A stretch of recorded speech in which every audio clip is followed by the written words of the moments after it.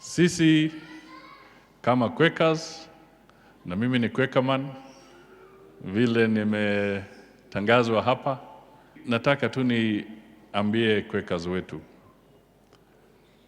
let us unreservedly support the government of President William Samoei Ruto.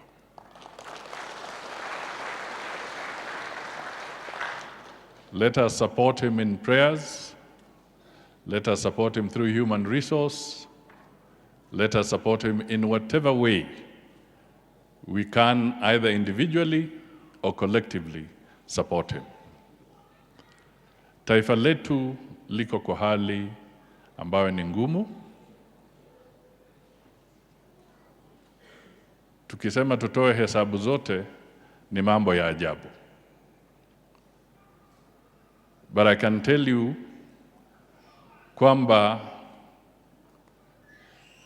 the president has got a mammoth task to turn around this economy.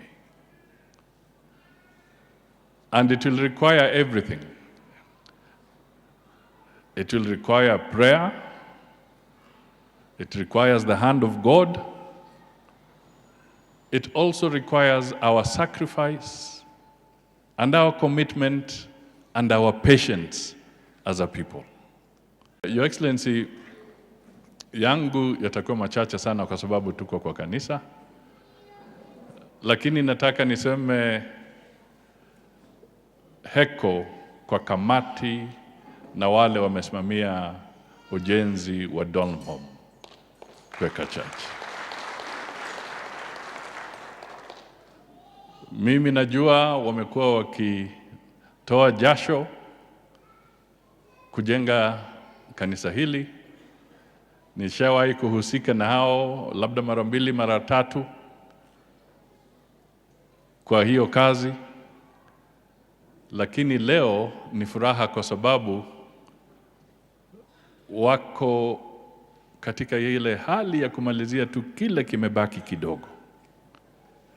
But we are proud that as Quakers you have put up a very nice and decent church for the people of Kenya. You know, when we brought the earthquake, mimi na wewe, nilijua we are Quakers. We must quake.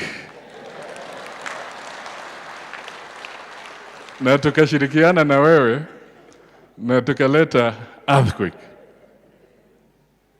Na taifa likatingizika. Na uchaguzi ukafanyika. Na uchaguzi wa amani. Na tukamaliza vizuri. Na Wakenya wakaamua watampatia Mheshimiwa William Samoei Ruto nafasi ya kuongoza taifa letu. Kwa hivyo mimi nataka tu niseme, let us pull together. But for the Quakers, because I may never have disclosed to you this, but I will disclose today. Why the earthquake? It is because